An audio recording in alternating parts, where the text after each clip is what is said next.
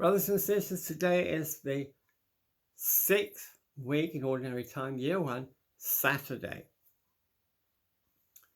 And you might think, what has the book of Hebrews in the first reading, what has the book of Hebrews on earth got to do with the book of Genesis we've been looking at for the past 2 weeks?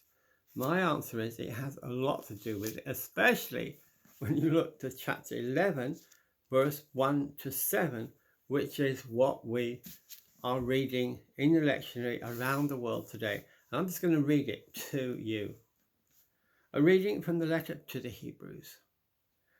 Only faith can guarantee the blessings that we hope for, or prove the existence of the realities that at present remain unseen. It was for faith that our ancestors were commended. It is by faith that we understand that the world was created by one word from God, so that no apparent cause can account for things we can see.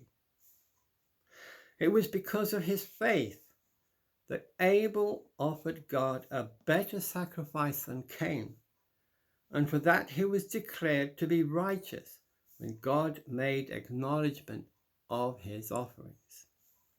Though he is dead, he still speaks by faith. It was because of his faith that Enoch was taken up and did not have to experience death. He was not to be found because God had taken him. This was because before his assumption, it is attested that he had pleased God. Now, it is impossible to please God without faith, since anyone who comes to him must believe that he exists and rewards those who try to find him.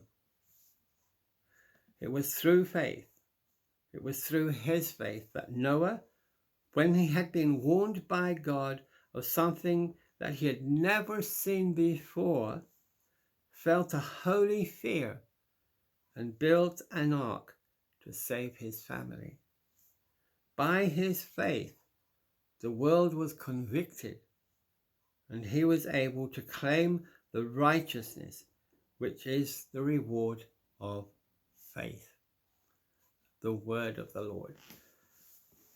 Here in Hebrews, we have a summing up, if you like, of all that we've been reading over the last 2 weeks in the book of Genesis. And Hebrews says that without our faith, the ancients of old were not complete. These things are written for our instruction, for my instruction, for your instruction, that we might not be ignorant, but we might live in a prophetic dimension of faith in God.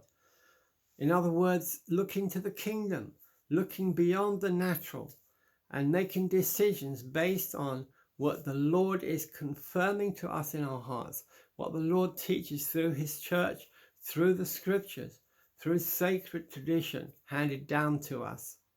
We are not our own masters. We have to learn the art of surrender, a surrendered heart to God, pliable to God. And I pray that you and I will be those vessels of faith that are surrendered and listen to the voice of the Lord rather than the clamor and the multitude of voices that we see and hear coming at us in this world which is passing away. God bless you. May your faith be inspired in Jesus' name.